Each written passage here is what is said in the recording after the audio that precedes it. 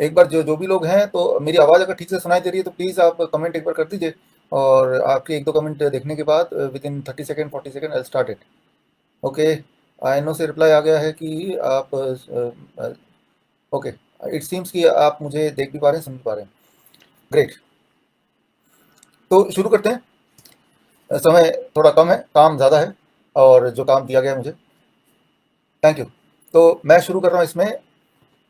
आजकल के माहौल में इस समय अगर आप देखें तो हर जगह लोग डरे हुए हैं, और जैसे कि इंसान आज से पहले कभी मरे नहीं, और मरने का कारण सिर्फ कोरोना रह गया है और कोई कारण नहीं है।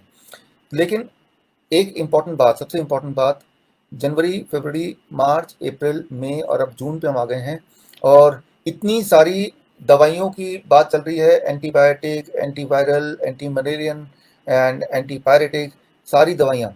और आपने देखा एक एक करके दवाइयाँ फेल होती गई हैं, एक एक करके दवाइयाँ फेल होती गई हैं कोरोना की।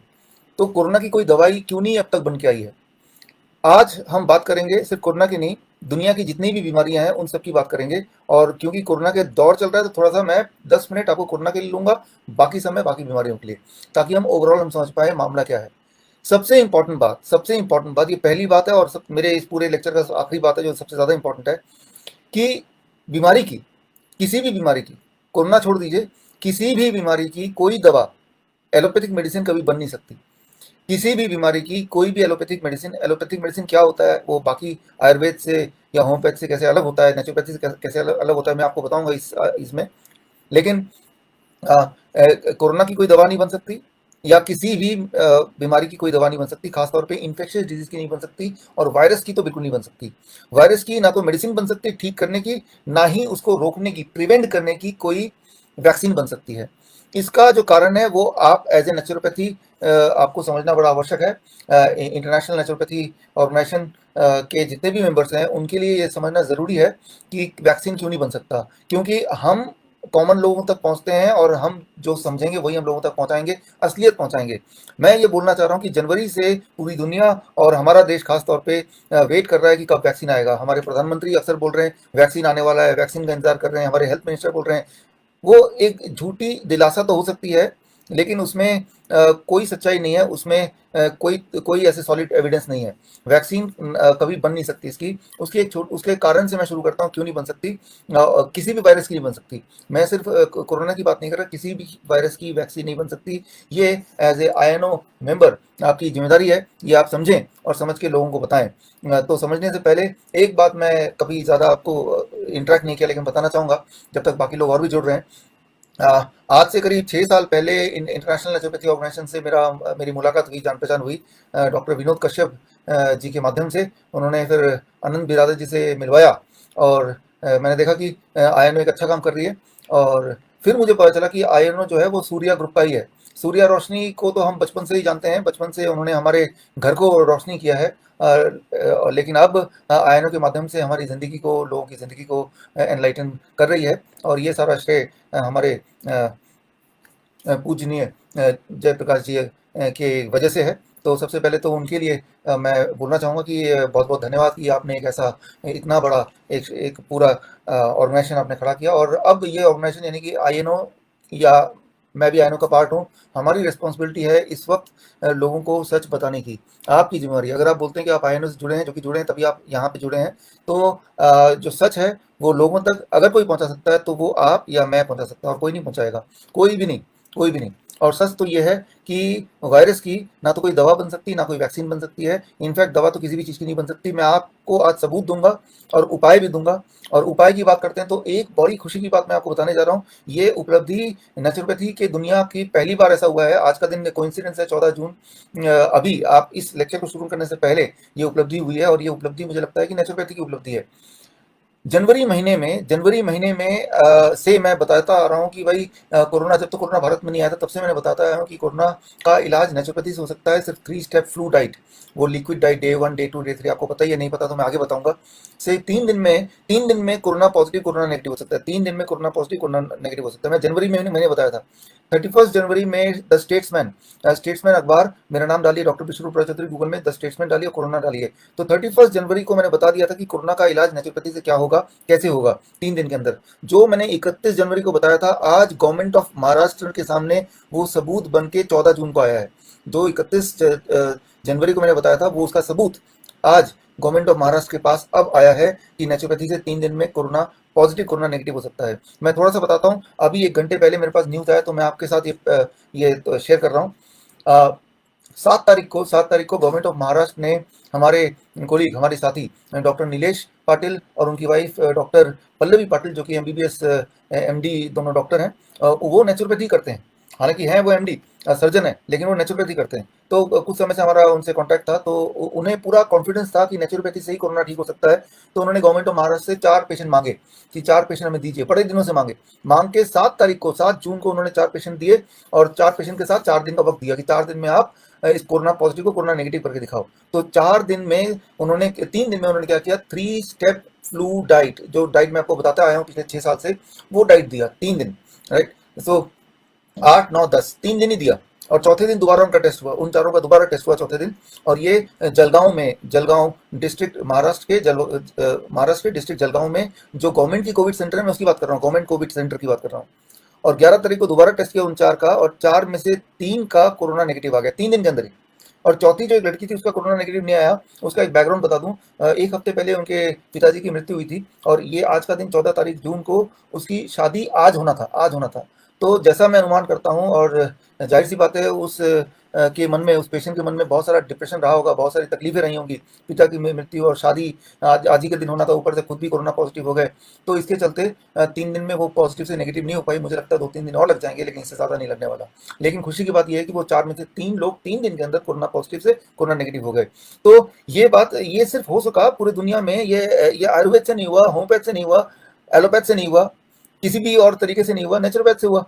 और वो मैं नहीं बोल रहा हूँ, वो आप नहीं बोल रहे, वो आईएनओ नहीं बोल रहा। अब गवर्नमेंट ऑफ महाराष्ट्र के पास प्रूफ है, गवर्नमेंट ऑफ महाराष्ट्र खुद उनके कोविड सेंटर में हुआ। इसमें जो पूरा श्रेय जाता है वो डॉक्टर नीलेश पाटिल और उनकी वाइफ डॉक्टर पल्लवी पाटिल को जाता है। लेकिन ये इतनी बड़ी उपलब्धि है, इस बात का अनुमान किस तरह से लगाया जाए, क्योंकि ये चीज़ ऐसा नहीं कि नई चीज़ है। 31 जनवरी को ऑलरेडी पता था, मैंने तो तभी अपने अखबारों में, यूट्यूब चैनल में बता दिया था। चलो अब साबित और अच्छी तरह से हो गया।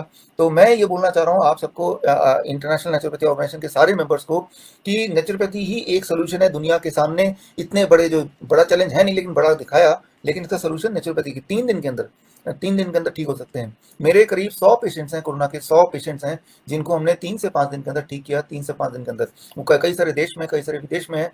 लेकिन वो सारे पेशेंट ऐसे हैं ज़्यादातर जो प्राइवेटली मेरे पास आए, पहले पॉजिटिव था, फिर कुछ दिन बाद दोबारा चेक किया, नेगेटिव हो गया। लेकिन ये जो 4 पेशेंट की बात कर रहा हूँ, ये गवर्नमेंट के सुपरविजन में हुआ, गवर्नमेंट ऑफ महाराष्ट्र के सुपरविजन में हुआ। सुपरविजन में होने का मतलब कि अब उनको मानना पड़ेगा, ठीक है, क्योंकि उन्हीं के सेंटर में हुआ, उनके सुपरविजन में हुआ। पहला टेस्ट भी उन्होंने ही कराया, गवर्नमेंट ऑफ महाराष्ट्र ने। दूसरा टेस्ट ठीक चौथे दिन उन्होंने खुद कराया। तो इसमें तो कोई कंफ्यूजन रहा ही नहीं। तो ये कितनी बड़ी बात है। लेकिन मैं ये भी जानता हूँ कि ये इतनी बड़ी बात होने के बावजूद भी ये बात लोगों तक, अखबार के थ्रू, मीडिया के थ्रू, ये लोगों तक नहीं पहुंचने वाला।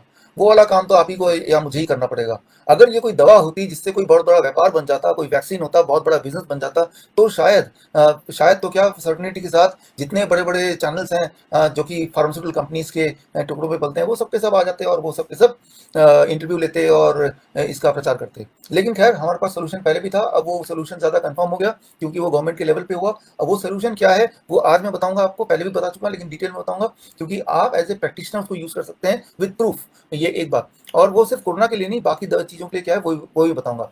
तो हम शुरू करते हैं, इसको आगे बढ़ाते हैं। एक बात मैं आपको बताना चाहता हूं कि कोई वैक्सीन और दवा नहीं हो सकती है वायरस की। फिर मैं बताऊंगा कैसे। और वायरस की बात नहीं करेंगे, और लाइफस्टाइल डिजीज की बात करेंगे, क्योंकि मॉडर्न दुनिया में जीने के लिए डिजीज फ्री हमें क्या करना है, वो शायद वही मेरा टॉपिक है। तो यहाँ पे शुरू करते हैं, वैक्सीन क्यों नहीं हो सकता, कोरोना का क्यों नहीं हो सकता वैक्सीन। कोरोना एक आरएनए रेस्पिरेटरी इन्फ्लुएंजा वायरस है। ये 3 कैरेक्टरिस्टिक है, आरएनए रेस्पिरेटरी इन्फ्लुएंजा वायरस।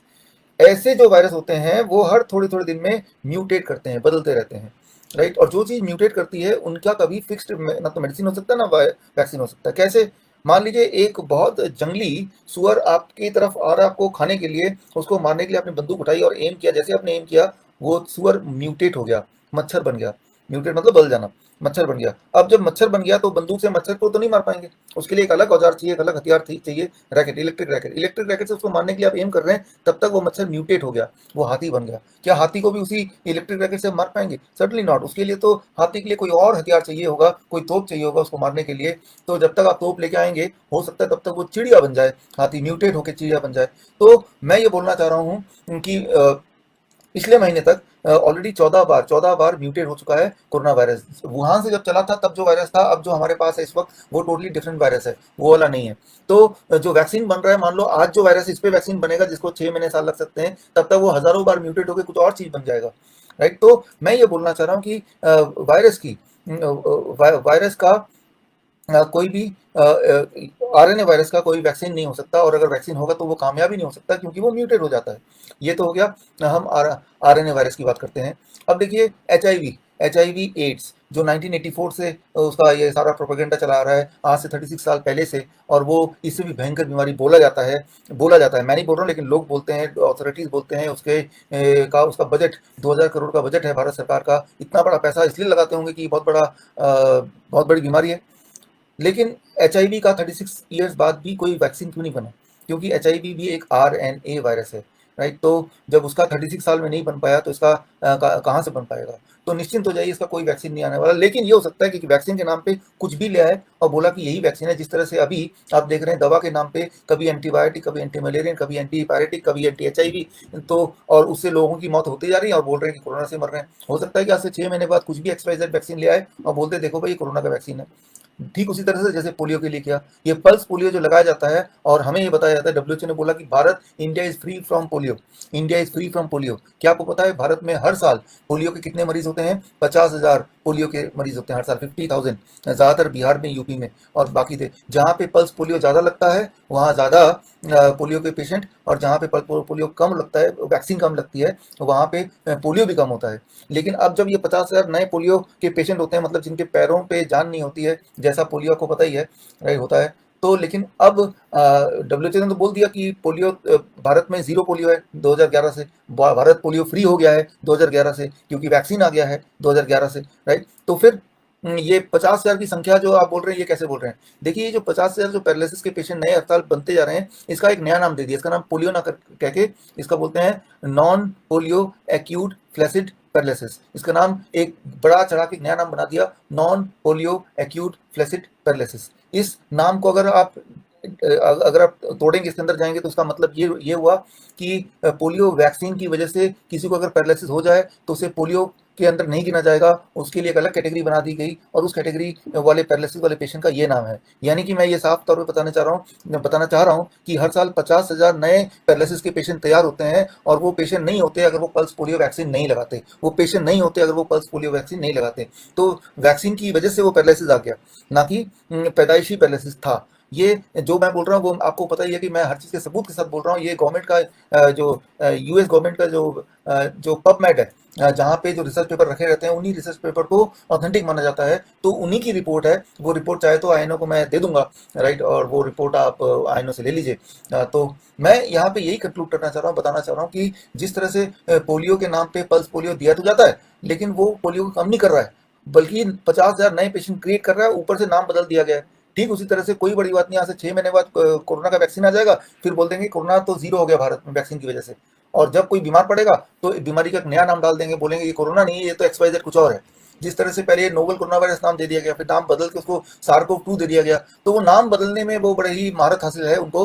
और तो नाम बदल सकते हैं, लेकिन बीमारी नहीं बदलेगी, बल्कि वैक्सीन इंड्यूस्ड कोरोना हो सकता है, वैक्सीन इंड्यूस्ड। क्योंकि वैक्सीन क्या होता है? वैक्सीन आपको पता ही है, बीइंग अ मेडिकल प्रैक्टिशनर, की जो वायरस है उसी का एक छोटा सा हिस्सा वैक्सीन के अंदर डालते हैं, और वो इंजेक्शन के अंदर, और वो वायरस का एक पार्टिकल बॉडी में डालते हैं ताकि बॉडी उसके अगेंस्ट एंटीबॉडी जनरेट करे। तो वैक्सीन लेने का मतलब सिंपली कि आप उसी वायरस का एक अंश बॉडी में अपनी मर्जी से ले रहे हैं, that is called vaccination, right. और कई बार वही जो अंश है वही इंसान को बीमार कर देता है। जैसे छोटे बच्चों को कि पोलियो का जो वैक्सीन मुंह से लिया जाता है, राइट, यानी कि पोलियो का जो जर्म्स है मुंह से पेट में गया और पेट में जाके वो टॉयलेट के माध्यम से बाहर गया और वो एनवायरमेंट में पोल्यूट कर दिया और वही चीज लोगों के मुंह में दोबारा गया किसी भी और तरीके से, मिट्टी से और हवा से और कैसे भी, और फिर वो उनमें पोलियो आ जाना। तो अगर कोई बोलता है कि भारत में पोलियो शून्य हो गया, ऐसा नहीं है। भारत में पोलियो है, हर साल 50,000 है, कम से कम 50,000 है। वो कौन है, कहाँ है, वो सारे आंकड़े मेरे पास है, आप मुझसे मांगिए, मैं दूंगा आपको। बोलना मैं ये चाह रहा हूँ कि आईएनओ, इंटरनेशनल नेचुरोपैथी ऑर्गेनाइजेशन, और नेचुरोपैथी ऑर्गेनाइजेशन के सारे प्रैक्टिशनर जो 5,000 10,000 लोग हैं, आपकी रिस्पॉन्सिबिलिटी है लोगों को जागरूक करने की। तो वैक्सीन कभी भी किसी भी वायरस की, बैक्टीरिया की नहीं बन सकती, क्योंकि वायरस बैक्टीरिया का बेसिक नेचर होता है, वो बदलते रहते हैं। और जब तक वो वैक्सीन बन के आता है तब तक वो बदल के कुछ और हो चुके होते हैं। अब वो पैसे के नाम पे, व्यापार के नाम पे, डर के व्यापार के नाम पे वो आपको खिलाया जाता है, लगाया जाता है, और उसके बाद जब वे बीमार पड़ते हैं तो वो बीमारी का जो की वजह का एक नाम लेके उसको वहीं पे दफना दिया जाता है। तो मैंने अभी तक ये बताया टिल नाउ कि कोई वैक्सीन हो नहीं सकती इसकी, और वायरस की। और जब भी वायरस एंड बैक्टीरिया की वैक्सीन हमें लगाया गया या दिया गया तो उसके नियम, उसके उसके नतीजे क्या हुए, वो मैंने एक पोलियो के एग्जाम्पल से बता दिया कि उसके नतीजे क्या हुए। अब देखिए, ट्यूबरकुलोसिस का मैं एग्जाम्पल दे रहा था। ट्यूबरकुलोसिस के वैक्सीन के बावजूद भी पूरे देश में 15 लाख ट्यूबरकुलोसिस के patient at any point of time है, और हर साल 4 से 5 लाख ट्यूबरकुलोसिस के पेशेंट मरते हैं भारत में। तो अगर 4-5 लाख पेशेंट मरते हैं तो वैक्सीन का रोल ही क्या रहा? वैक्सीन का मतलब ही ये है कि भाई वो बीमारी नहीं होगी या बीमारी से मौतें नहीं होंगी, जबकि देश में जितने लोग ट्यूबरकुलोसिस से मरते हैं वो तो हाईएस्ट है, काफी ज्यादा है। अगर आप स्पेशली कंपेयर करें कोरोना से, हार्डली 8,000-9,000 लोग मरे हैं, जबकि ट्यूबरकुलोसिस से 5 लाख लोग मरते हैं, हर साल मरते हैं। तो मैं ये बोलना चाह रहा हूँ, चाहे ट्यूबरकुलोसिस की वैक्सीन बताएं, पोलियो की वैक्सीन बात करें, या जो आने वाला है उम्मीद कर रहे हैं कोरोना का वैक्सीन, वो सब एक तमाशा, एक बिजनेस है, एक तरीका है, जिसे मैं तो बोलता हूँ भय का व्यापार।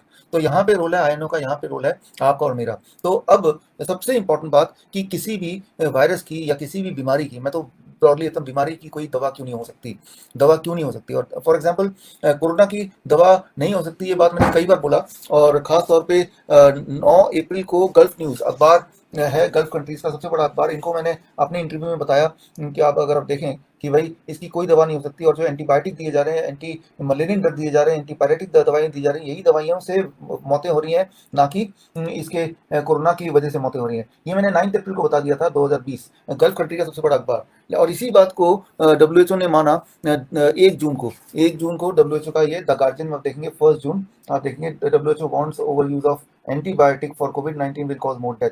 तो मैं ये बोलने जा रहा हूँ कि पिछले 4-5 महीने में जो हुआ, वो जो अभी हो रहा है, ये एक्सपेरिमेंट हो रहा है, ह्यूमन गिनी पिग जिसे बोलता हूँ, इनकी चलो भाई आप एंटीबायोटिक दे दो, बायोटिक मतलब एंटी बैक्टीरिया, कोरोना तो वायरस है, एंटी मलेरियन दे दो, मलेरिया ना तो बैक्टीरिया ना वायरस, वो कोई तीसरी चीज है, राइट, या एंटी एचआईवी दे दो, एंटी एचआईवी तो एचआईवी की बीमारी पे भी काम नहीं करता।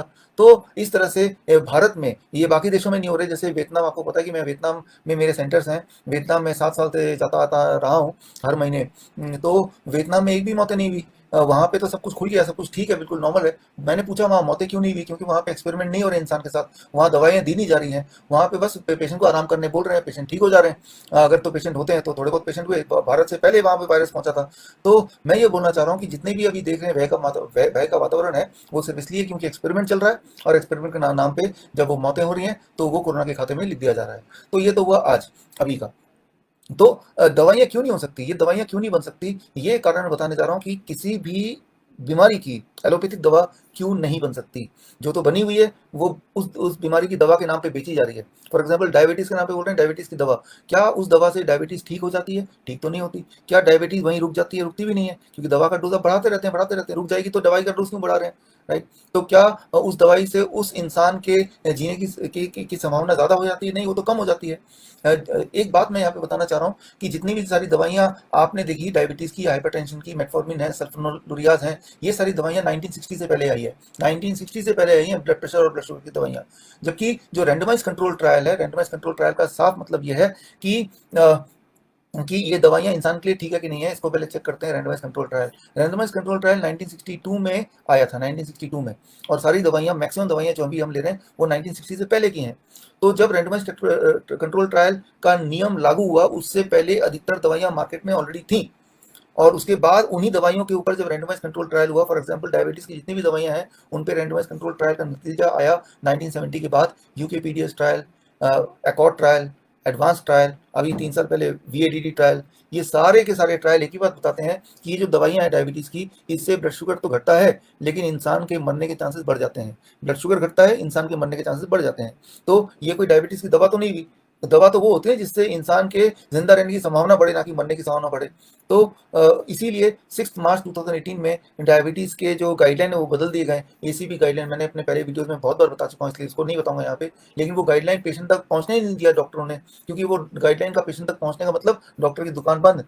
तो मैं यही बताना चाह रहा हूँ कि किसी भी बीमारी की दवा नहीं बन सकती, और दवा के नाम पे जो भी केमिकल आपको दिया जा रहा है उससे ऐसा लग रहा है कि वो दवा है, but at the cost of making you more sick, at the cost of killing you. जैसा कोरोना के साथ अभी हो ही रहा है कि ऐसा लग रहा है कि कोरोना की दवा दे रहे हैं। देखिए अभी देखिए, आपको पता है कि 3 लाख, 4 लाख, 15 लाख, 16 लाख, 20 लाख रुपए एक एक कोरोना पेशेंट से लिए जा रहे हैं हॉस्पिटल्स में। लेकिन पेशेंट से ये तो पूछो, हॉस्पिटल से पूछो कि इसके इलाज के नाम पे आप दोगे क्या?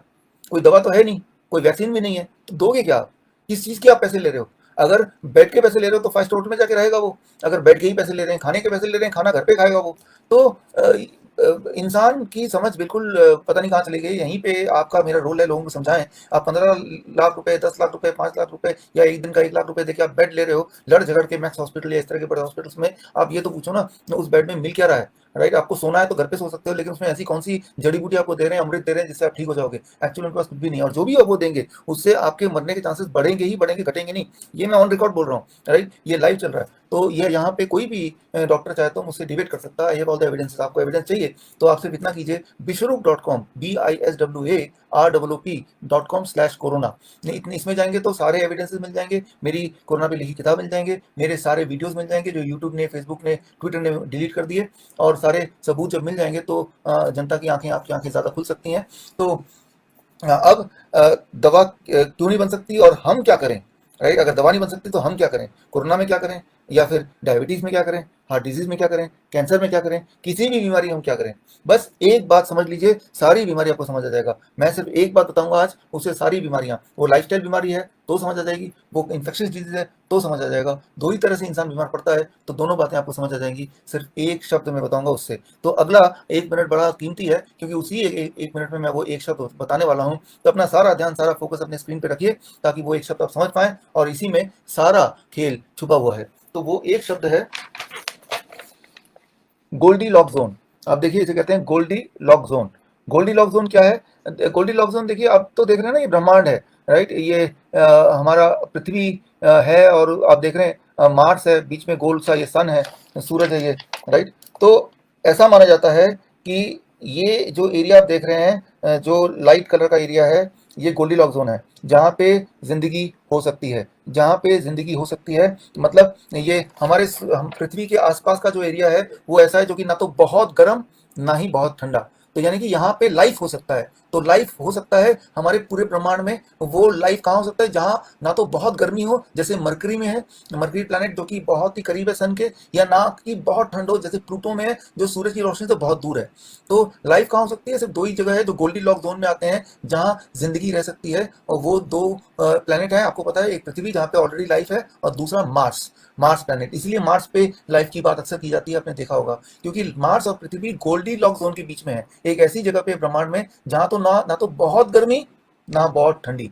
अगर सूरज के बहुत करीब कोई प्लैनेट होगा, बहुत गर्मी, तो लाइफ नहीं एग्जिस्ट करेगी। अगर सूरज से बहुत दूर होगा तो भी लाइफ एग्जिस्ट नहीं करेगी। अगर एक ऑप्टिमम डिस्टेंस में होगा तभी तो लाइफ होगा। तो इसे बोलते हैं गोल्डी लॉक जोन, कि मतलब ऑप्टिमम, होम्योस्टेसिस, बैलेंस, ना तो किसी चीज की अति, बहुत ठंड और बहुत गर्म, ऐसे में जिंदगी नहीं एग्जिस्ट करती है। तो एक जोन है, जिस जोन के बीच में कोई प्लैनेट होगा तो वहां जिंदगी हो सकती है। जैसे मार्स में जाके लिए रहा जा सकता है, वहां का टेम्परेचर ना तो बहुत गर्म है, ना ही बहुत ठंडा है। पृथ्वी का टेम्परेचर ना तो बहुत गर्म है, ना ही बहुत ठंडा, मतलब एक एक लेवल जो जहाँ पे जिंदगी पनप सकती है, जिंदा रह सकते हैं, जहाँ लाइफ की कल्पना की जा सकती है, तो उसे बोलते हैं गोल्डी लॉक जोन। ठीक इसी तरह से इंसान, हमारे बॉडी में भी एक गोल्डी लॉक जोन है, राइट, और इसका नाम इसे बोलते हैं हम मेडिकल भाषा में एंजियोजेनेसिस। एंजियोजेनेसिस, यहाँ पे आपको थोड़ा समझना पड़ेगा as a naturopath, as a medical practitioner, कि आपको एक बात पता है कि हमारे पूरे बॉडी में ब्लड वेसल्स हैं। ब्लड वेसल्स मतलब 1 लाख किलोमीटर का ब्लड वेसल है, जिसमें कैपिलरीज हैं, जिसमें आर्टरीज हैं, वेन्स हैं, छोटे बड़े ब्लड वेसल मिला के 1 लाख किलोमीटर। तो वो एक नेटवर्क की तरह है। वो एक डाली की तरह है, जैसे पेड़ की डालियां शाखाएं होती है ना छोटी छोटी, वैसे डालियों की तरह है। वो जो डालियां हैं, वो जो नेटवर्क है वो बहुत घना होगा कहीं पे तो भी दिक्कत है, और बिल्कुल ही वो डालियां खाली खाली होंगी तो भी दिक्कत है। बहुत घना होगा तो इसका मतलब ब्लड सर्कुलेशन ज्यादा होगा एक पर्टिकुलर जगह पे, कहीं अगर जरूरत से ज्यादा ब्लड सर्कुलेशन हुआ तो वहां के सेल्स को ज्यादा खाना मिलेगा जितना उसको चाहिए उससे ज्यादा, उससे उन सेल्स की ग्रोथ बाकी बॉडी के ग्रोथ से ज्यादा तेजी से होगा, जिसे हम बोलते हैं ट्यूमर, कैंसर, ये सब चीजें।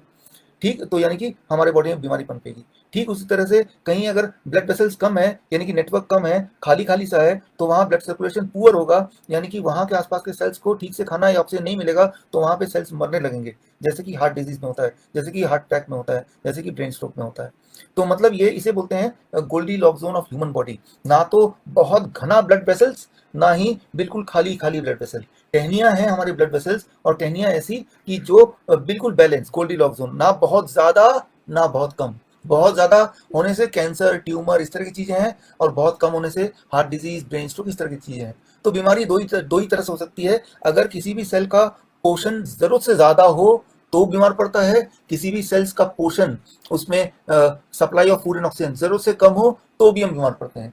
इंसान, कोई भी जंतु, दो ही तरह से बीमार पड़ता है इस दुनिया में, और वो एक है कि किसी भी सेल को supply of food and oxygen and blood जरूरत से ज्यादा होगा तो बीमार पड़ेंगे। किस तरह की बीमारी? ट्यूमर हो जाना, सिस्ट हो जाना, पॉलिप्स हो जाना, कैंसर हो जाना, राइट, सो एप्सिस हो जाना, एक्स्ट्रा ग्रोथ हो जाना, या फिर कहीं पे अगर जरूरत से कम अगर ब्लड सप्लाई हो, तो जैसे हार्ट डिजीज में होता है, जैसे ब्रेन स्ट्रोक में होता है, हार्ट अटैक में होता है। तो ये दो तरह से इंसान, किडनी फेलियर में होता है। तो दो ही तरह से इंसान बीमार पड़ता है, कम सप्लाई तो बीमार, ज्यादा सप्लाई तो बीमार।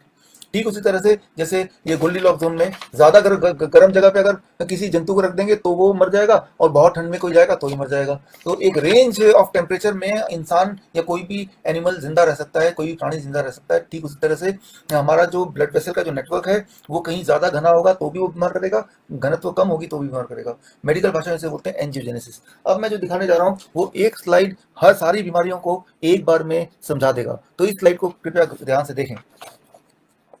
अगर आप देख पा रहे हैं ठीक से तो आप जरा अपने उसमें कमेंट में भी देख बता दीजिए कि हाँ आपको दिख रहा है। तो अब देखिए यहाँ पे कि अगर हम ब्लड वेसल्स कम होंगे, ब्लड वेसल अगर कम होंगे, यानी कि घनत्व कम होगा ब्लड वेसल की, जो बीमारियां आएंगी वो है heart disease, brain stroke, hair loss, erectile dysfunction, इस तरह से। कहीं अगर ब्लड वेसल ज्यादा होंगे, हमारे पूरे बॉडी में ब्लड वेसल की जो घनत्व है वो ज्यादा होगा, तो उसमें कैंसर, ब्लाइंड यानी कि अंधापन, ओबेसिटी, मोटा होना, इस तरह की बीमारियां आ जाती हैं। मैं आपको थोड़ा समझाता हूँ यहाँ पे।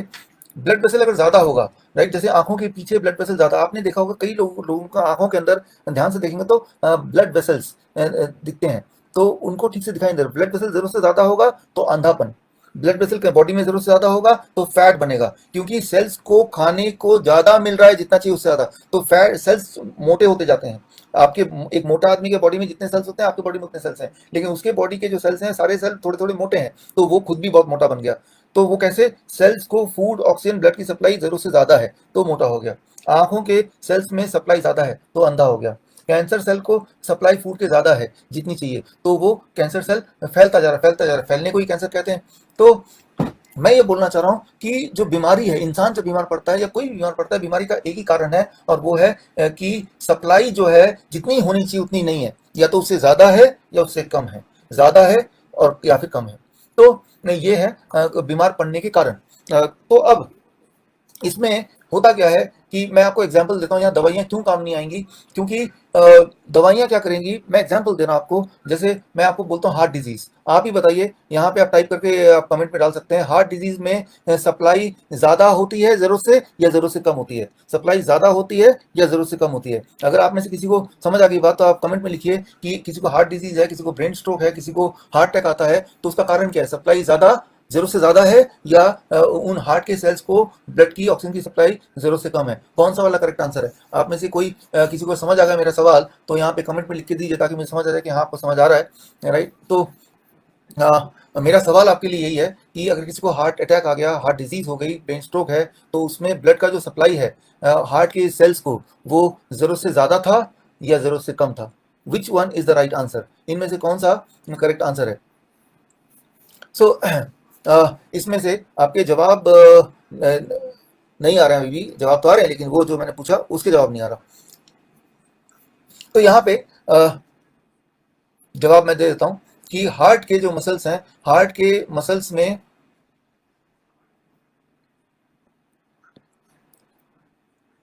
हार्ट के मसल्स में जो सप्लाई है वो जब कम हो जाते हैं ब्लड की, तो तब हार्ट डिजीज होता है, किसी को हार्ट अटैक आ जाता है, किसी को एंजाइना हो जाता है, ये सारी चीज़ें तब होती हैं। तो अब इसमें करते हैं क्या है, हम अगर आप मेडिकल डॉक्टर के पास चले जाएंगे, आप हॉस्पिटल चले जाएंगे, वो एक स्टंट लगा देंगे, वो एक बाईपास सर्जरी कर देंगे। तो एक इंपॉर्टेंट बात मैं आपको बताना चाहूंगा, ये सबसे इंपॉर्टेंट बात है, ये कहीं पे किसी ने नहीं बताया होगा अब तक, आज तक किसी को भी आप में से। वो बात ये कि जब भी कभी हार्ट के पेशेंट को स्टंट लगता है, या जब भी कभी हार्ट के पेशेंट को बाईपास सर्जरी होती है, तो स्टंट और बाईपास सर्जरी से क्या चाहते हैं, ताकि सप्लाई ऑफ ब्लड बढ़ जाए, यही तो इरादा है ना। तो स्टंट और बाईपास सर्जरी का इरादा क्या है, क्यों करते हैं, ताकि ब्लड की सप्लाई बढ़ जाए, राइट। लेकिन क्या होता है, उस बाईपास सर्जरी की वजह से, उस स्टंट लगाने की वजह से एक चीज और हो जाती है, और वो है कोलेट्रल रिग्रेशन। इसे बोलते हैं कोलेट्रल रिग्रेशन। कोलेट्रल रिग्रेशन का मतलब कि आसपास के जो हार्ट के आसपास के और ब्लड वेसल्स हैं वो बंद होने लगते हैं, आसपास के और ब्लड वेसल बंद होने लगते हैं। यहाँ तो हार्ट के पेशेंट को हार्ट के सेल्स में ब्लड सप्लाई की कमी की वजह से हार्ट पेशेंट बना, और जिसके चलते उसने स्टेंट या बाईपास किया, लेकिन नतीजा क्या हुआ, स्टेंट और बाईपास का साइड इफेक्ट है कि हार्ट के जो बाकी मसल्स हैं वहां पे भी सप्लाई कम होती है, इसे बोलते हैं कोलेट्रल रिग्रेशन। और ये मैं आपको दिखा भी रहा हूँ कि ये जर्नल माइक्रो सर्कुलेशन का जर्नल है 2010 का, राइट, इसमें आपको मिल जाएगा। तो बोलने का मतलब ये है कि मेडिकल आप हॉस्पिटल गए कि भाई हार्ट दर्द हो रहा है, क्यों दर्द हो रहा है, क्योंकि वहां पे ब्लॉकेज है, ब्लॉकेज का मतलब ब्लड की सप्लाई कम है, तो चलो भाई सप्लाई हम बढ़ा देते हैं, कैसे बढ़ाएंगे, एंजियोप्लास्टी कर देते हैं, बाईपास सर्जरी कर देते हैं, बाईपास सर्जरी एंजियोप्लास्टी करके उस पर्टिकुलर जगह पे ब्लड की सप्लाई थोड़ी बढ़ तो गई, लेकिन पूरे हार्ट में जो ब्लड की सप्लाई है वो और कम हो गई, जिसे बोलते हैं कोलेट्रल रिग्रेशन। Collateral regression. तो मैं यही बोलना चाह रहा हूं यहाँ पे कि जो इलाज है, इलाज अपने आप में बीमारी को और बढ़ाने का तरीका, ना कि बीमारी को घटाने का तरीका। आप ही बताइए, आज तक कोई ऐसा पेशेंट आपको मिलेगा जो कि हार्ट की सर्जरी कराने के बाद बोलेगा अब मैं ठीक हो गया हूँ? वो पूरे जिंदगी भर बीमार अब रहेगा, और पहले से ज्यादा बीमार रहेगा। तो ये तो एक सर्जरी का एक छोटा एग्जाम्पल देता हूँ, दिया है। जबकि इसका उल्टा देखते हैं, जब भी नेचुरल तरीके से किसी को ब्रेन स्ट्रोक होता है या हार्ट अटैक आता है, तब क्या होता है अक्सर, अब देखिए, जब ब्रेन स्ट्रोक या हार्ट अटैक आता है तो ये सप्लाई कम होता है ब्लड की जितनी होनी चाहिए, जिससे ब्रेन स्ट्रोक या हार्ट अटैक आता है। लेकिन तब हम में से काफी सारे लोगों के बॉडी में एक्स्ट्रा ब्लड वेसल्स होते हैं, एक्स्ट्रा ब्लड, जिसे बोलते हैं कोलेट्रल ब्लड वेसल। जिस तरह से आपकी गाड़ी में एक स्टेपनी होती है ताकि चारों टायर में से कोई पंचर हो जाए तो फटाफट स्टेपनी लगा देंगे, फिर गाड़ी जिंदगी की चल पड़ेगी, वैसे ही हमारे बॉडी में एक्स्ट्रा ब्लड वेसल होते हैं, एक्स्ट्रा ब्लड वेसल, जिसकी वजह से अगर ब्रेन स्ट्रोक हो भी गया, किसी को हार्ट अटैक आ भी गया, तो जो एक्स्ट्रा स्टेपनी थे वो थोड़ा समय लगेगा और उसके अंदर वो स्विच ऑन हो जाएगा। वो कुछ मिनट भी हो सकते हैं, कुछ दिन भी हो सकता है, कुछ महीना भी हो सकता है, और उसके बाद जब वहां से ब्लड वेसल दोबारा ब्लड सप्लाई चालू होगी, तो बॉडी में जो डैमेज हुआ था, जैसे किसी को पैरालाइज हुआ था, तो वो ठीक होने लगेगा। तो ये बॉडी में इंतजाम ऑलरेडी है, राइट। लेकिन ये जो इंतजाम है, ये इंतजाम गड़बड़ कब होता है, जब आप दवाई लेने लगते हैं। जब दवाई लेने लगते हैं तो बॉडी का जो कोलेट्रल आर्टरी है, बॉडी की जो स्टेपनी है, मानो वो स्टेपनी में जंग लग जाती है। मैं उदाहरण देता हूँ, आप गाड़ी चलाते हैं, पंचर हो गया, स्टेपनी भी है, लेकिन आप देखते हैं कि स्टेपनी को लगाने के लिए जो नट बोल्ट है ना, उसमें उसमें जैम हो गया, उसमें जंग लग गया, तो स्टेपनी होने के बावजूद भी वो किसी काम का नहीं आ रहा, क्योंकि जंग लग गया। ठीक उसी तरह से हमारे बॉडी में कोलेट्रल आर्टरीज हैं, लेकिन वो आर्टरीज हमारे काम नहीं आते, उनके काम नहीं आते जो दवाइयों पे रहते हैं, जो दवाइयों पे रहते हैं उनके कोलेट्रल आर्टरीज पे जंग लग जाता है, और जिसकी वजह से वो कोलेट्रल आर्टरी खुलते नहीं है, और ऐसे लोगों को अगर हार्ट अटैक आ गया तो वो जाहिर सी बात है वो मर जाएंगे, क्योंकि कोलेट्रल आर्टरी जरूरत पड़ने पे उनका साथ उन्होंने दिया नहीं। जिस तरह से अगर आप जंगल के बीच में जा रहे हैं गाड़ी लेके और आपका टायर पंचर हो जाए, तो स्टेपनी तो है लेकिन वो जंग पड़ गया, या स्टेपनी इटसेल्फ इज पंचर्ड, तो फिर वो स्टेपनी होने के बावजूद भी आप टायर बदल नहीं पाएंगे, यानी कि जंगल में अटक गए, आपको शेर खा गया। यानी कि मैं ये बोलना चाह रहा हूँ, जितना उपयोगी स्टेपनी होता है और उतना ही उपयोगी है कि स्टेपनी का काम करना, उसका जंग ना लगना।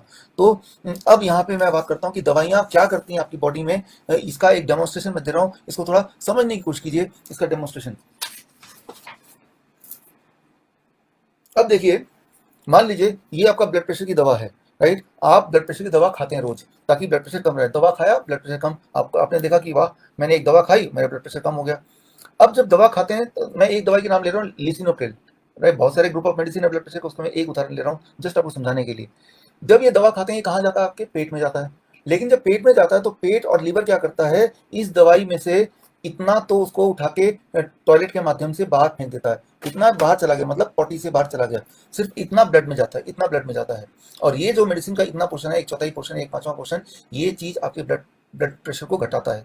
तो अगर वही दवाई लिसोनिट्रिल इंजेक्शन के माध्यम से आपको देना है तो डॉक्टर इतना डोज नहीं देगा, डॉक्टर सिर्फ यही चीज इंजेक्शन से डालेगा। लेकिन डॉक्टर को पहले से ही पता है कि अगर मैं इसको खाने के लिए दूंगा दवाई तो ये 3/4 यानी कि अधिकतर मात्रा तो पेट फेंक देगी और थोड़ा सा ही पेट आगे पास होने देगी, लिवर आगे पास होने देगी। तो जितनी डोज से आपका ब्लड प्रेशर घट रहा होगा उससे 4 या 5 गुना ज्यादा डोज आपको खाना पड़ता है। अगर वही दवाई अगर इंजेक्शन के माध्यम से लेना पड़े तो 1/5 या 1/4 हिस्सा ही काफी होगा उतना ब्लड प्रेशर घटाने का। इसे कहते हैं फर्स्ट पास, मेडिकल भाषा में फर्स्ट पास। मतलब स्टमक से पास होकर ब्लड में जाएगा ना तो स्टमक रोक लगा देता है, लिवर रोक लगा देता है। इसीलिए इतना बड़ा मेडिसिन अगर देंगे तो उसमें से इतना ब्लड में जाएगा, इतना तो गायब हो जाएगा, निकल जाएगा स्टूल के माध्यम से, राइट। लेकिन यहाँ पे बड़ी इंपॉर्टेंट बात नेचुरोपैथी के पेशेंट पार्टिसिपेंट्स को, आप में से जो नेचुरोपैथी के प्रैक्टिशनर है आपको ये पता होना चाहिए कि आप कई बार बोलते हैं, हम कई बार बोलते हैं कि फास्टिंग करो। आप याद रखिए जब फास्टिंग पे कोई चला जाएगा और तब वो पूछेगा कि डॉक्टर साहब फास्टिंग करूंगा, लेकिन जो डॉक्टर ने हमें, किसी और डॉक्टर ने जो दवाई दी है वो क्या करूं, तो आप सोचते हैं क्या बोलूं, दवाई खाते रहिए। अब उस दिन भी वो उतना ही दवाई खा रहा है जितना कि नॉर्मल डे में खाता है। याद रखिए जिस दिन फास्टिंग होगी, पेट में कोई खाना नहीं होगा, उस दिन हमारा पेट, हमारा लिवर जो दवाइयों को रोक पाएगा वो सिर्फ आधी दवाई को रोक पाएगा, राइट। आधी दवाई रोक पाएगा और आधी दवाई वो, सॉरी, ब्लड के माध्यम से आधी दवाई तो पेट के अंदर चला जाएगा। यानी कि आप ही बताइए उस दिन का ब्लड प्रेशर कैसा रहेगा। उस दिन का ब्लड प्रेशर काफी लो हो जाएगा, काफी लो हो जाएगा। नॉर्मली इतना पेट में जाता था जब उसका पेट रोज भरा रहता था, लेकिन आपने फास्टिंग करने बोला, लेकिन दवाई की आपने कोई भी गाइडलाइन नहीं दी तो दवाई तो वो सेम ही ले रहा है, तो उस दिन उसका ब्लड प्रेशर बहुत कम हो जाएगा, बिकॉज एक्चुअली उस दिन उसके ब्लड में डबल मेडिसिन जा रही है, राइट। अब एक आखिरी बात और सबसे डेंजरस बात बताने जा रहा हूँ, वो ये कि आप अगर उसको बोलते हैं फास्टिंग भी करो लेकिन साथ में सिट्रस फ्रूट जूस भी पियो। सिट्रस फ्रूट जूस, मौसमी का जूस, संतरे का जूस, पाइनएप्पल का जूस। जब मौसमी संतरे का, पाइनएप्पल का जूस वो बंदा पिएगा और साथ में दवाई पूरी की पूरी लेगा, तो मौसमी का जूस पेट के अंदर एक ऐसा माहौल पैदा कर देती है कि ये जो दवाई है बिल्कुल भी नहीं रुकती है पेट में, सीधा पूरा का पूरा ब्लड में घुल जाती है। तो ऐसे में उस दिन का ब्लड प्रेशर क्या हो जाएगा, बहुत ज्यादा लो, हाइपोटेंशन। एक बात मैं बता दूं कि जो जितने भी हार्ट अटैक होते हैं दुनिया में, उसका कारण हाई ब्लड प्रेशर नहीं है, ज्यादातर हार्ट अटैक का कारण है एक्सट्रीमली लो ब्लड प्रेशर। एक इंपॉर्टेंट बात दोबारा से रिपीट करता हूं, दुनिया में जो हार्ट अटैक का जो मेजर कारण है वो हाई ब्लड प्रेशर नहीं है, मेजर कारण है low blood pressure. Low blood pressure से मौतें ज्यादा होती हैं, लो ब्लड प्रेशर से कार्डियक अरेस्ट ज्यादा होते हैं, लो ब्लड प्रेशर से ब्रेन स्ट्रोक ज्यादा होते हैं, लो ब्लड प्रेशर से हार्ट अटैक ज्यादा होती हैं। तो और लो ब्लड प्रेशर नेचुरली नहीं हो सकता, वो तभी हो सकता है जब आप कोई केमिकल लेंगे, जैसे मैंने आपको उदाहरण दिया, राइट। तो मैं ये बोलना चाह रहा हूँ कि ये जो एलोपैथी है ना, इसकी जो मेडिसिन है वो मेडिसिन से किसी को उपकार नहीं हो सकता, क्योंकि आपको बोलते हैं डॉक्टर की रोज इतना डोज दे लो, क्योंकि डॉक्टर ने ये अनुमान लगाया कि रोज वो एक ही जितना खाना खाएगा, राइट। जबकि वो ऐसा है नहीं, कभी आप फास्टिंग पे, कभी खाना खाने का मन किया, कभी नहीं खाया। तो ये कोई साइंस नहीं है, ये एक approximate random hit and trial method है। एलोपैथी इसलिए हिट एंड ट्रायल मेथड है, इतना तो आपने खाया, इतने में से कितना पेट में गया और कितना जाके ब्लड में घुलेगा उसका किसी को नहीं पता, भगवान को पता है। ये आपको तब पता चलेगा जब आप भगवान के पास पहुंच जाएंगे, राइट। तो लेकिन अब जब वो पेशेंट मरता है तो बोलते हैं कि ये तो हार्ट अटैक से मर गया, वो ये नहीं बताते कि ये मेडिसिन के साइड इफेक्ट से मरा है। भारत में मेडिसिन के साइड इफेक्ट से कितने लोग मरे हैं पता है आपको पिछले 1 साल में?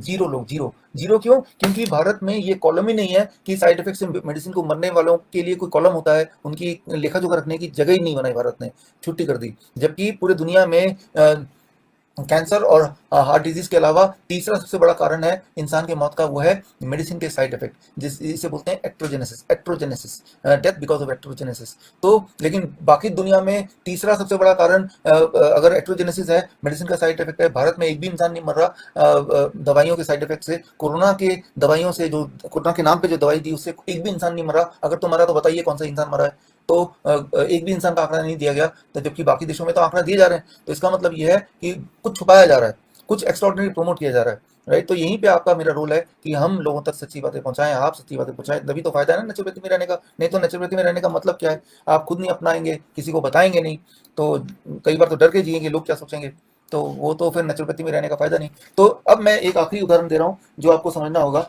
वो ये एक सिंपल एग्जांपल दे रहा हूं आपको समझाने के लिए, उसके बाद सोल्यूशन पे आऊंगा। सिर्फ आखिरी 2-3 मिनट समझाने के लिए जो बहुत जरूरी है। वो सिंपल मैं ये बताना चाहता हूं कि जिस प्रकार आप जब गाड़ी चलाते हैं तो एक एक्सीलरेटर होता है, एक ब्रेक होता है, जिस दोनों पे एक पैर रखा रहता है। तो आप एज ए इंटेलिजेंट ड्राइवर ये देखते हैं कि कहाँ पे कितना एक्सीलरेटर लगा रहा है और कहाँ पे ब्रेक लगाना है। तो ब्रेक और एक्सीलरेटर का जो बैलेंस है, वो बैलेंस अगर बिगड़ गया तो क्या होगा, एक्सीडेंट। तो एक अच्छा ड्राइवर वही होता है जिसको ब्रेक और एक्सीलरेटर का बैलेंस पता हो। ब्रेक और एक्सीलरेटर बैलेंस बताओ। इमेजिन कीजिए एक ऐसा ड्राइवर है जिसको सिर्फ एक्सीलरेटर दबाना आता है, ब्रेक दबाना आता ही नहीं है, या फिर कोई ऐसा ड्राइवर है जिसको सिर्फ ब्रेक के बारे में पता है, एक्सीलरेटर पता ही ना हो। इन दोनों केसेस में ही गाड़ी जिंदगी की आगे नहीं बढ़ सकती। ठीक उसी तरह से हमारे बॉडी में भी कुछ इस तरह के मॉलिक्यूल्स होते हैं, उनका नाम है VEGF। हमारे बॉडी में भी इस तरह के मॉलिक्यूल्स होते हैं जिसका नाम है VEGF, जो मॉलिक्यूल हमारे बॉडी के ड्राइवर की तरह काम करता है। मान लीजिए आपका बॉडी एक कार है, उस कार को चलाने के लिए एक ड्राइवर जिसका एक पैर एक्सीलरेटर पे होना चाहिए, एक पैर ब्रेक पे होना चाहिए, तभी ना वो ड्राइवर तभी कार को इफेक्टिवली ड्राइव करेगा बिना एक्सीडेंट के। तो हमारे यहाँ बॉडी एक ड्राइवर है, और उस ड्राइवर के ब्लड वेसल्स कहाँ पे ज्यादा होने चाहिए, कहाँ कम होने चाहिए, कितने होने चाहिए, ये पूरा जो कंट्रोल है ब्लड वेसल का जो नेटवर्क, जिसे एंजियोजेनेसिस बोलते हैं, जिसे गोल्डीलॉक्स जोन बोलते हैं। कहीं ज्यादा ब्लड वेसल होगा तो कैंसर हो जाएगा, कहीं कम कम ब्लड वेसल हो जाएगा तो इरेक्टाइल डिस्फंक्शन या ब्रेन स्ट्रोक हो जाएगा। तो वो जो बैलेंस बनाना है कि कितना ब्लड वेसल का घनत्व होना चाहिए, ये बैलेंस कौन बनाता है? ये जो बैलेंस बनाता है ताकि आप हार्ट डिजीज से भी बचें और कैंसर से भी बचें, ये बैलेंस जो बनाता है that is called VEGF। It is called VEGF, right. इस बैलेंस का नाम है, ये जो मॉलिक्यूल है it is called VEGF, right. आप देख रहे हैं ये, इसके बारे में गूगल में जाकर और सर्च कर सकते हैं आप। और इसी के ऊपर 2019 का जो नोबेल प्राइज विनिंग साइंस था वो इसी के ऊपर बेस्ड था, जो मैंने आज बताया, राइट। तो मैं जो बता रहा हूँ वो कोई मेरे इमेजिनेशन का खेल नहीं है, ये तो नोबेल प्राइज विनिंग साइंस है। और ये जो नोबेल प्राइज विनिंग साइंस है कोई 2019 में पहली बार नहीं मिला, इसको नोबेल प्राइज अलग अलग तरीके से दुनिया में अब तक 4 बार मिल चुका है। और यही एक ऐसा बॉडी का एक मैकेनिज्म है जिस पर 4 नोबेल प्राइज मिल चुका है। तो आप समझ सकते हैं कि ये कितनी बड़ी बात हो सकती है बॉडी की। लेकिन इसको हाईलाइट नहीं किया गया, इसको हाईलाइट इसलिए नहीं किया गया क्योंकि अगर ये हाईलाइट हो गया तो आपको समझ आ जाएगी बात कि दवाई का कोई रोल ही नहीं हो सकता। क्यों नहीं हो सकता, अब मैं बता रहा हूँ कि बॉडी के कुछ मॉलिक्यूल्स हैं, जिसमें से एक मॉलिक्यूल है VEGF, जो आपके बॉडी का ड्राइवर बन के कितना एक्सीलरेटर कितना ब्रेक दबाना है, मतलब कौन सा कहाँ पे ब्लड वेसल ज्यादा घनत्व चाहिए, कहाँ कम घनत्व चाहिए, ये पूरा डिसाइड करता है, ताकि ना तो आपको हार्ट डिजीज आए कम ब्लड सर्कुलेशन की वजह से, ना तो आपको कैंसर आए हो ज्यादा ब्लड सर्कुलेशन की वजह से। ये जो बैलेंस मेंटेन करता है वो बॉडी का खास मॉलिक्यूल जिसका नाम मैंने बताया, आपको अभी याद होगा, VEGF, राइट। तो लेकिन इस तरह के मॉलिक्यूल इंसान बड़े बड़ी फैक्ट्रियों में नहीं बना सकता। इंसान जो बनाता है बड़ी बड़ी फैक्ट्रियों में, जिनको दवाई बोलते हैं, मेडिसिन बोलते हैं, एलोपैथिक मेडिसिन बोलते हैं, वो या तो एक्सीलरेटर को दबाना जानता है, वो ऐसे ड्राइवर को प्रोड्यूस करता है, वो ड्राइवर या तो एक्सीलरेटर दबाने को जानता है या ब्रेक चलाने को जानता है। लेकिन दोनों को एक साथ कैसे मैनेज करें, ऐसी दुनिया में कोई भी एक दवाई नहीं है, ऐसी दुनिया में कोई भी एक दवा नहीं है। ऐसी दवा जिस दिन आ जाएगी उस दिन दवाई से साइड इफेक्ट होना बंद हो जाएगा, दवाई से साइड इफेक्ट होना बंद हो जाएगा। तो मैं आपको कुछ एग्जाम्पल देता हूँ। देखिए आप देख रहे हैं, ये एग्जाम्पल के तौर पे 2 दवाइयों के नाम मैं बताएं कैंसर के लिए, इसमें कि कैंसर में ब्लड सर्कुलेशन बढ़ जाता है जरूरत से ज्यादा, तब ऐसी दवाइयां दी जाती हैं तो जो ब्लड सर्कुलेशन को घटाए। लेकिन जब वो दवाइयां ब्लड सर्कुलेशन को घटा रही हैं तो जहां पे ट्यूमर है वहां तो घटा ही रही है, लेकिन जहां पे जरूरत नहीं घटाने की, जैसे हार्ट, वहां भी घटा रही है। यानी कि ये जो दवाई है ये कैंसरस ग्रोथ को तो कम करेगी, लेकिन ये दवाई हार्ट डिजीज को प्रोड्यूस करेगी, राइट। तो ये दवाई ब्लाइंडनेस को तो कम करेगी, लेकिन ये दवाई हार्ट डिजीज को प्रोड्यूस करेगी, किडनी फेलियर को प्रोड्यूस करेगी, इरेक्टाइल डिस्फंक्शन वगैरह काफी सारी चीजों को और प्रमोट करेगी। अब देखिए यहाँ पे एक्सीलरेटर, जैसे जहाँ पे जख्म हो जाता है तो वहां ज्यादा ब्लड वेसल चाहिए हमें, वहां ज्यादा ब्लड वेसल चाहिए, तो तब जख्म में ये दवाई देते हैं, जख्म में ये वाली दवाई देते हैं ताकि जख्म जल्दी भरे। लेकिन जल्दी जब जख्म भरने वाली जो दवा है उससे ब्लड सर्कुलेशन ज्यादा होगी तो उससे कैंसर भी बनेगा। तो आप देखिए कि दवाई या तो एक्सीलरेटर का काम करती है या ब्रेक का काम करती है, कोई ऐसी दवाई नहीं है जो दोनों का काम करे एक साथ, राइट। तो ठीक, लेकिन हमारे बॉडी में ऐसे मॉलिक्यूल्स हैं जो दोनों का काम एक साथ करती है, राइट। अब ये मॉलिक्यूल अगर आपके बॉडी में कम होगा तो आप बीमार पड़ सकते हैं। इस मॉलिक्यूल को कौन कंट्रोल करता है, इस मॉलिक्यूल को कौन कंट्रोल करता है, इसका जवाब है आपका खाना, फूड, राइट। इस मॉलिक्यूल को जो कंट्रोल करने वाले केमिकल्स हैं वो 4 केमिकल ये हैं। ये 4 केमिकल कहां से मिलेंगे, ये 4 केमिकल सिर्फ एक जगह से मिलेगा, जब आपके भोजन में प्लांट होगा, पौधे। ये 4 केमिकल ना तो दूध में है, ना मीट में है, ना मछली में है, ना पैक्ड फूड में है, ना ब्रेड में है, ना रोटी में है, ना चाय में है, ये सिर्फ और सिर्फ फ्रूट्स एंड वेजिटेबल्स में है, वो भी जब इसको रॉ स्टेट में खाएंगे।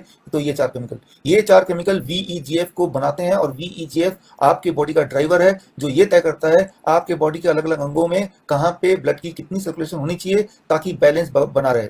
तो मेडिसिन क्या हुआ, ये रहा मेडिसिन आपकी आंखों के सामने जो आप यूज करते आए हैं, राइट। तो कई बार लोग बोलते हैं नेचुरोपैथी का तो कोई एविडेंस ही नहीं है। भाई ये एविडेंस ही तो दे रहा हूँ, ये एविडेंस से इससे ज्यादा एविडेंस क्या है, राइट, कि नेचुरोपैथी की एविडेंस ये रहे सामने।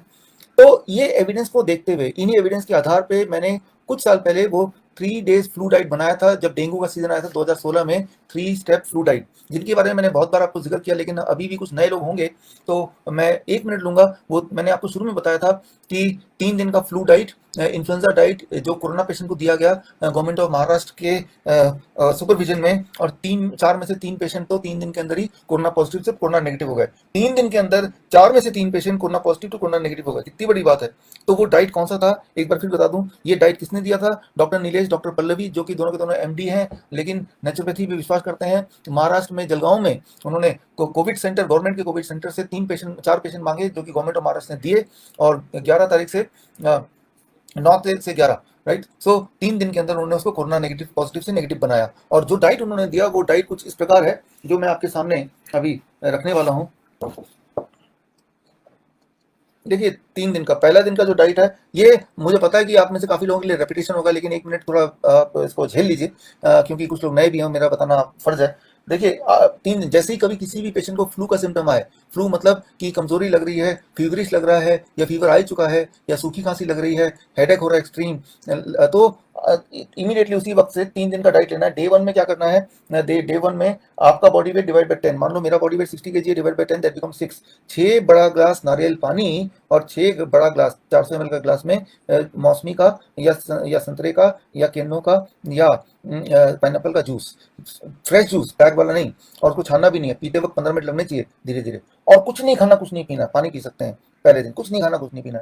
डे 2, दूसरे दिन का जो डाइट है, आपके आंखों के सामने आपको दिख रहा है, डे 2 डाइट, एंड उसमें बॉडी वेट डिवाइड बाई 20, मेरा बॉडी वेट तो 60 kg मान लीजिए, डिवाइड बाई 20 कितना होता है, that become 3 glass coconut water और 3 glass citrus fruit juice, plus आपका body weight into 5, that is मेरा बॉडी वेट अगर 60 kg है, इंटू 5 300 ग्राम खीरा टमाटर, इतना खाना है। ये डे 2 का मेडिसिन है, राइट। और डे 3 का जो मेडिसिन है, तीसरे दिन तक ठीक हो जाते हैं लोग, कोरोना हो, इन्फ्लुएंजा हो, H1N1 हो, डेंगू हो, चिकनगुनिया हो, it takes about 3 days only. तीसरे दिन 12 बजे तक तो आपका बॉडी वेट डिवाइड बाई 30, ये फॉर्मूला हो गया। That means 2 glass citrus fruit juice और 2 ग्लास कोकोनट वाटर 12 बजे तक खाना है। 12 बजे लंच में वही कल वाला फॉर्मूला, आपका बॉडी वेट इंटू 5, मेरे लिए तो 300 ग्राम खीरा टमाटर। और आप हैरान रहेंगे, मैं बता रहा हूँ, मैंने हजारों पेशेंट देखे हैं, डेंगू के, चिकनगुनिया के, H1N1 के, और 100 से ज्यादा कोरोना के, कि 3 दिन लगते हैं, बाई 3rd डे इवनिंग वो ठीक हो जाते हैं। पॉजिटिव से नेगेटिव तो आ ही जाते हैं, बल्कि सिम्टोमेटिकली भी ठीक हो जाते हैं। इसलिए शाम का जो खाना है वो घर का भोजन रहेगा, घर का नॉर्मल डिनर रहेगा।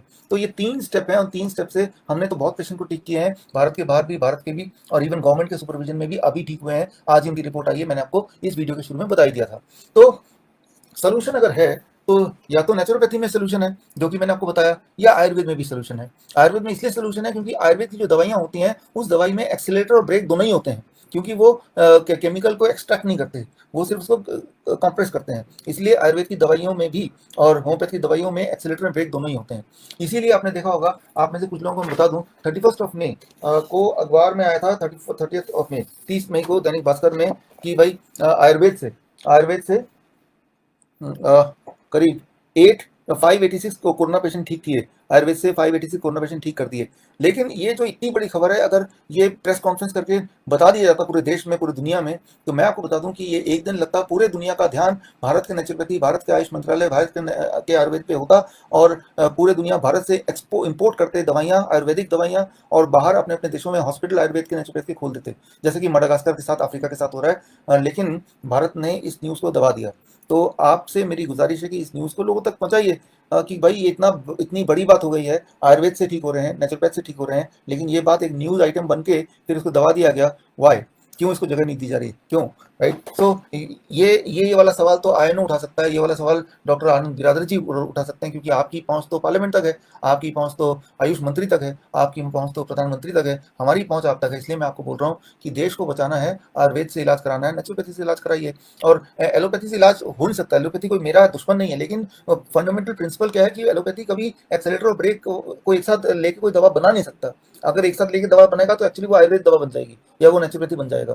इसलिए वो अलग अलग करके दवा बनाते हैं। इसलिए मैंने आपको बता दिया आज प्रिंसिपली, साइंटिफिकली, क्यों एलोपैथ से कोई दवा बन नहीं सकती, और जितनी दवा बनेगी उससे जब इलाज करेंगे तो इंसान को ज्यादा नुकसान होगा, फायदा कम होगा। इसीलिए आपने देखा कोरोना के कॉन्टेक्स्ट में जितनी सारी दवाइयों को ट्राई करते जा रहे थे, सिर्फ एक ही चीज हो रहा था, इंसान की मृत्यु दर बढ़ती जा रही थी। ठीक इसी तरह से डायबिटीज का मैंने एग्जाम्पल दिया, मैंने ब्लड प्रेशर वाला एग्जाम्पल दिया, कोई भी और एग्जाम्पल दे सकते हैं, या फिर कोई सर्जरी का एग्जाम्पल दिया, कि इन सारी चीजों से सिर्फ एक ही चीज होता है, हमारे बॉडी का जो गोल्डीलॉक्स जोन है, एंजियोजेनेसिस है, वो बैलेंस बिगड़ जाता है। इसीलिए फंडामेंटली एलोपैथिक से ना तो कोई दवा बन सकती है, फंडामेंटली कोई वैक्सीन नहीं बन सकती, और बनेगी भी तो वो इंसान को नुकसान ज्यादा करेगी। ये मैंने आज इस पूरे में आपको बता दिया। तो दो तरह से इंसान बीमार हो सकता है। एक तो आप बीमार पड़ सकते हैं जब कोई फ्लू हो जाए, कोई वायरस अटैक करे, बैक्टीरिया अटैक करे, तो उसको बाहर फेंकने के लिए वो 3 दिन ही काफी होते हैं। मैं तो चैलेंज से बोल रहा हूँ, वो 3 दिन काफी होते हैं। मैंने तो हजारों पेशेंट देख लिए, आपने ने भी जरूर देखा होगा क्योंकि आप भी प्रैक्टिशनर हैं। तो ये तो हुई एक बात। दूसरी बात, जो लाइफस्टाइल डिजीज के पेशेंट हैं, डायबिटीज के पेशेंट हैं, हार्ट के पेशेंट हैं, किडनी फेलियर के पेशेंट हैं, उनके लिए एक DIP डाइट, ये मैंने हजारों बार पहले ही बताया, अपने कई सारे वीडियोस में बताया, आपने कई बार सुना होगा, लेकिन 1 मिनट मुझे दीजिए, मैं जो लोग नए हैं उनको एक बार बता देता हूँ। अगर कोई डायबिटीज का पेशेंट है, हार्ट का पेशेंट है, ब्लड प्रेशर का पेशेंट है, तो जो डाइट मैं बताने जा रहा हूँ अगले 1 मिनट में, वो डाइट जैसे ही वो लेना शुरू करेगा तो डायबिटीज में 3 दिन लगेंगे ब्लड शुगर को कम होने में, यानी कि तीसरे दिन तक ब्लड शुगर की दवा उसको छोड़ना मजबूरी हो जाएगी भाई, तो इंसुलिन को आधा टेपर करना जरूरत पड़ जाएगी, नहीं तो वो ब्लड शुगर बहुत लो हो जाएगा। 7वें दिन तक ब्लड प्रेशर की दवाई छोड़ना जरूरी हो जाएगा, नहीं तो ब्लड प्रेशर हाइपोटेंशन का पेशेंट हो जाएगा। 1 महीने में थायराइड की गोली को आधी करनी मजबूरी हो जाएगी, नहीं तो हाइपोथायराइड हाइपरथायराइड में कन्वर्ट हो जाएगा। तो मैं ये बोलना चाह रहा हूँ कि ये पावर है हमारे नेचुरोपैथी फूड में। मैं एग्जाम DIP डाइट क्या है, एक बार देख ही लीजिए। DIP डाइट 3 स्टेप का होता है। स्टेप 1, 12 बजे तक सिर्फ फल खाना है पेट भर के। कितना फल खाना है? आपका बॉडी वेट इंटू 10। मान लीजिए मेरा बॉडी वेट 70 kg है, इंटू 10 दैट बिकम 700 ग्राम तो खाना ही खाना है, कुछ और नहीं खाना है, ना पराठे, ना रोटी, ना चाय, ना बिस्किट, भूखे नहीं रहना है, फल खाना है और पेट भर के। और अगर आप डायबिटीज पेशेंट है तो मीठे फल खाने हैं, जैसे आम है, चीकू है, अंगूर है। आपने सही सुना, मीठे फल, जितने मीठे फल खाएंगे उतनी जल्दी डायबिटीज घंटों में गायब होगी। ये हो गया डे 1, ये हो गया स्टेप 1। स्टेप 2, जब भी आप लंच और डिनर के लिए बैठेंगे, 2 प्लेट लेके बैठेंगे, प्लेट 1 प्लेट 2। प्लेट 1 में पहले कच्ची सब्जी रखेंगे, टमाटर, खीरा, मूली, गाजर, ककड़ी इत्यादि। कितना? आपका बॉडी वेट इंटू 5। मेरा body wait 70 kg into 5 that becomes 350 ग्राम। कम से कम इतना खाना है, इतना खाना है। उसके बाद छू सकते हैं प्लेट 2, जो कि आपके पसंद का फूड होगा, रोटी, सब्जी, दाल, चावल, उल्टा सीधा, पूरी भाजी सब डाल दीजिए, पेट भर के इसको भी खा लीजिए। मैं आपको बता सकता हूँ, जब ये खाएंगे ना 2-4 दिन बाद, आपकी भूख, आपकी मेटाबॉलिज्म इतनी बढ़ जाएगी कि ये आप बहुत ज्यादा खा पाएंगे। तो मैं आपको कुछ छोड़ने नहीं बोल रहा, मैंने सिर्फ एक चीज ऐड किया, पहले मैंने ऐड किया। और सिर्फ मैं इतना बोलता हूँ कि 2 चीजों को अवॉइड कीजिए। एक तो पैक्ड फूड, बिस्किट, कोई भी चीज जो फैक्ट्री से आती है ना, बिस्किट ब्रेड छोड़ दीजिए। और एक एनिमल फूड, जो भी चीज जानवरों से निकलती हो, चिकन, अंडा, डेयरी प्रोडक्ट, दूध, दही, ये तो जानवरों से निकलती, छोड़िए। और स्नैक्स पे नट्स ले सकते हैं, स्प्राउट्स ले सकते हैं, फ्रूट्स पूरे दिन भी खा सकते हैं, धूप में बैठिए जरा 40 मिनट तक रोज, मजा आ जाए। तो ये आपको करना है, दिस कॉल्ड DIP डाइट। मैंने देखा अपने एक्सपीरियंस में, it has been not 12 years, कि जब भी इस डाइट पे हम किसी भी पेशेंट रखते हैं, उसकी मजबूरी होती है कि वो दवाइयों को कुछ दिनों में छोड़ देता है। एंजाइना अगर है हार्ट में तो 1 महीना लगता है एंजाइना से ठीक होने में। अगर डायलिसिस का पेशेंट है, the moment he starts the diet, उसकी डायलिसिस की फ्रीक्वेंसी आधी रह जाती है। जो लोग हफ्ते में 1 दिन जाते हैं वो 15 दिन में 1 दिन जाते हैं, जो हफ्ते में 2 दिन जाते हैं वो हफ्ते में 1 दिन जाते हैं। अब इस तरह से इमीडिएट आपको असर दिखता है, इमीडिएट, और धीरे धीरे एलोपैथी से पीछा छूट जाता है। तो ये, तो अब आज के माहौल पे क्या करना है आपके लिए, आगे मेरे पास कुछ है वो मैं बताने जा रहा हूँ। अब मेरे ये क्लोजिंग का टाइम आ गया, अगले 1 मिनट में मैं क्लोज करूंगा। तो मैं ये बताने जा रहा हूँ कि देश का जो माहौल आप देख रहे हैं, लोग डरे घर में बैठे हुए हैं, उनके अंदर रियल थ्रेट है। उनको लग रहा है कि बाहर गोलियां बरसाई जा रही हैं, और जैसे ही बाहर निकलेंगे एक गोली उनको लगेगा सीधे और वो डेड हो जाएंगे, और जब मरेंगे तो कंधा देने के लिए भी कोई नहीं आएगा। आफ्टर ऑल कोरोना से मर रहे हैं, अछूत बीमारी, तो दुनिया में कोई भी अछूत के नाम से मरना नहीं चाहता। इसलिए आपने देखा होगा भारत में कोरोना डिटेक्ट होते ही कई लोगों ने तो सुसाइड कर लिया, और कई लोग ऐसे हैं कि कोरोना के टेस्ट पे ले गया, टेस्ट का रिजल्ट नहीं आया, पहले ही सुसाइड कर लिया। भारत की बात बता रहा हूँ, राइट। तो मुझे ऐसा लगता था कि मौत का डर सबसे एक्सट्रीम डर होता है, लेकिन अब मौत से भी ज्यादा बड़ा डर एक डाल दिया गया दिमाग में, वो है कोरोना का डर। इसीलिए तो लोग सुसाइड कर रहे हैं, क्योंकि कोरोना से ज्यादा क्या होगा, कोई मरेगा, राइट। लेकिन ये मरने से पहले ही, कोरोना पॉजिटिव आने से पहले लोगों ने सुसाइड करना शुरू कर दिया। ये बहुत खराब बात हो रही है। यहाँ जिम्मेदारी है, अगर आप नेचुरोपैथी को मानते हैं, जुड़े हैं, तो रिस्पॉन्सिबिलिटी आपकी और हमारी है। जो बात मैंने आज को आपको बताया, मेन स्ट्रीम मीडिया को कभी नहीं बताएगी, क्योंकि उनका जो धंधा चलता है, उनका चैनल चलता है, वो स्पॉन्सर जहाँ से होता है, उन्हीं के खिलाफ वो कभी जाएगी नहीं। तो ये आप कर सकते हैं, मैं कर सकता हूँ, नेचुरोपैथी कर सकती है, जयप्रकाश जी कर सकते हैं, आनंद बिराजी जी कर सकते हैं, ये मैसेज लोगों तक पहुंचाना। तो फिलहाल अपने लेवल पे मैंने आज कुछ किया है, यहाँ मुझे आपकी सपोर्ट चाहिए कि 5 जून, जो कि पिछले हफ्ते चला गया, 5 जून से लेके अभी तक, तब हमने लॉन्च किया, इसे कहते हैं network of influenza care expert. अब देखिए, network of influenza care expert मतलब पूरे भारत में अभी मेरे पास 200 एक्सपर्ट मैंने खड़े कर दिए पिछले 3 महीने में, और जिनको, जो इन्फ्लुएंजा एक्सपर्ट है, इन्फ्लुएंजा, देखिए कोरोना एक इन्फ्लुएंजा है।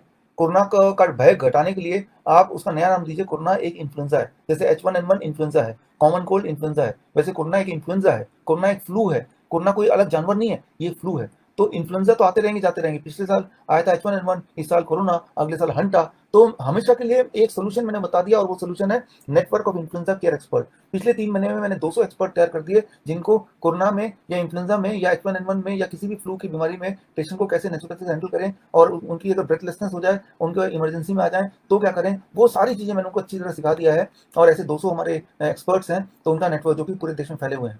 अब मेरी आपसे गुजारिश है, पूरे देश में अगर किसी को भी कोरोना के सिम्टम आते हैं, किसी को भी इन्फ्लुएंजा के सिम्टम आते हैं, किसी का भी टेम्परेचर बढ़ता है, तो कहीं भागने की जरूरत नहीं है। वैसे भी आपने देखा कि गवर्नमेंट हॉस्पिटल हो तो वो दरवाजे पे ही इंसान दम तोड़ देता है, लेकिन हॉस्पिटल उसको अंदर छाव में बिठाता भी नहीं है। और प्राइवेट लोग तो एक बाहर रेट लिस्ट लगा हुआ है, जैसे रेस्टोरेंट के बाहर लगा नहीं रहता है, ये मुर्ग मसाला और चिकन और ये सब चीज़ों का रेट लगा है, वैसे रेट लिस्ट लगा है। एक कमरे का रेट लिस्ट 50,000, साथ में वेंटिलेटर का रेट लिस्ट 1 लाख। तो वो सबके चक्कर में पड़े नहीं।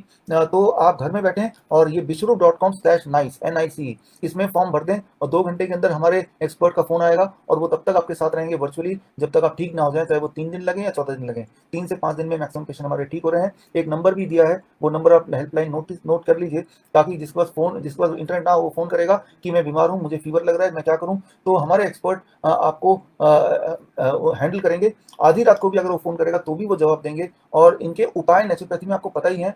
और मैंने देखा है कि इसमें 100% सक्सेस रेट है।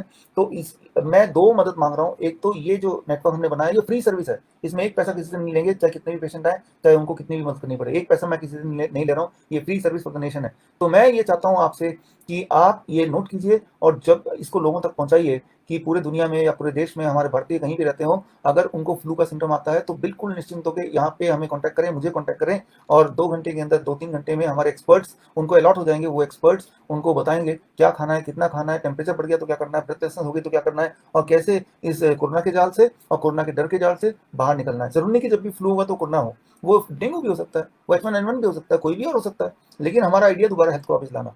तो एक तो मदद ये चाहिए। दूसरा, देखिए मेरे पास सिर्फ 200 एक्सपर्ट्स हैं, जबकि आने वाले दिनों में इस महीने के अंत तक मुझे 1000 एक्सपर्ट्स की जरूरत है।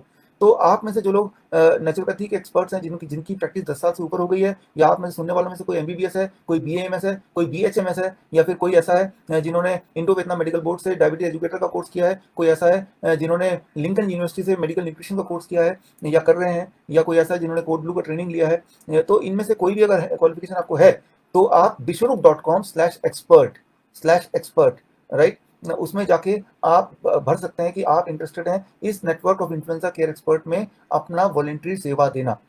तो आप भी हमारे एक्सपर्ट लिस्ट में आ जाएंगे, और मैं आपको ट्रेनिंग दूंगा स्पेशल वीडियोस के माध्यम से कि आप कैसे हैंडल करेंगे किसी भी कोरोना के पेशेंट को, जिस तरह से डॉक्टर नीलेश पटेल और डॉक्टर पल्लवी पटेल ने पेशेंट हैंडल करके महाराष्ट्र के गवर्नमेंट के उनके सुपरविजन में उनको ठीक करके दिखाया। तो वो टेक्निक आप सीखेंगे और आपको हम सिखाएंगे, और उसके बाद फायदा होगा कि तो देश का फायदा होगा आपकी वजह से, दूसरा आपके आसपास इंक्लूडिंग यू, कभी अगर कोरोना हो गया तो आप चिंता ही नहीं करेंगे, बिकॉज आप खुद ही एक्सपर्ट हैं, लोगों को ठीक कर चुके हैं। तो आप निश्चिंत होकर आप अपना भी इलाज कर लेंगे, अपने दोस्तों का कर लेंगे। तो ये एक मुफ्त सेवा है देश के लिए। देखिए अभी तो देश के सामान्य लोगों को ही आगे बढ़ना पड़ेगा, सेलिब्रिटीज भी बढ़ेंगे, बड़े बड़े बॉलीवुड के, मुझे पता है जब मूवी कोई रिलीज होगी उससे पहले तो वो अपने बिल से निकलते नहीं है। तो फिलहाल तो आपको और हमें ही आगे आके लोगों की मदद करनी पड़ेगी। आफ्टर ऑल हम इंटरनेशनल नेचुरोपैथी ऑर्गेनाइजेशन के लोग हैं, तो हमारा ही कर्तव्य है, और इतना बड़ा ऑर्गेनाइजेशन हमारे देश में है ही नहीं कोई, तो हमसे ज़्यादा अच्छा कोई और ये काम नहीं कर सकता। और ये काम सिर्फ अभी के लिए नहीं, आने वाले हर साल के लिए है। ये जो तमाशा है H1N1 का, डेंगू का, अब ये हंटा वायरस का तमाशा शुरू हो जाएगा, देखिएगा, ये तो चलता ही रहेगा। तो एक ही बार में एक ऐसा रोबोट सिस्टम बनाना, जो कि मैंने बनाया, NICE NICE network of influenza care expert, जिससे पूरे देश की जनता को फ्री में सेवा मिल सके उन्हीं के घर पे। मैंने आपको पहले ही बताया था अपने मेरे पुराने वीडियो में। एक आखिरी बात मैं बताना चाह रहा हूँ कि बड़े बड़े हॉस्पिटल ये ढोंस दिखाते हैं कि देखो हमारे पास तो वेंटिलेटर है, मैकेनिकल वेंटिलेटर, किसी को सांस नहीं आएगी तो हम क्या करेंगे, राइट। तो हम डर जाते हैं कि भाई वेंटिलेटर है तो अगर कोई सांस नहीं आएगा तो हम तो अटक जाएंगे। मैं आपको सिंपल बता दूं कि वेंटिलेटर में जो मौतें होती हैं, 94% लोग तो उससे बाहर आते ही नहीं है, और 6% लोग जो आते भी हैं उनमें से आधे लोग, 3 लोग तो कुछ एक महीनों के मेहमान होते हैं, वो भगवान को प्यारे हो जाते हैं। बाकी जो 3 बच्चे वो जिंदा लाश होते हैं। खाना खाना भी उनके खुद की बस की बात नहीं होती, उनका ब्रेन और उनके हार्ट और उनका लंग्स का जो कनेक्शन है वो कट चुका होता है, यानी कि वो डेड बॉडी की तरह ही होते हैं। ऑन द अदर हैंड एक नया वेंटिलेशन का टेक्निक है, नया नहीं पुराना टेक्निक है, लेकिन आप लोगों के लिए नया होगा। इसे कहते हैं प्रोन वेंटिलेशन। प्रोन वेंटिलेशन जो कि गरीब से गरीब इंसान भी अपने घर में प्रोन वेंटिलेशन कर सकता है। इसका सक्सेस रेट कोरोना पेशेंट में 100% है।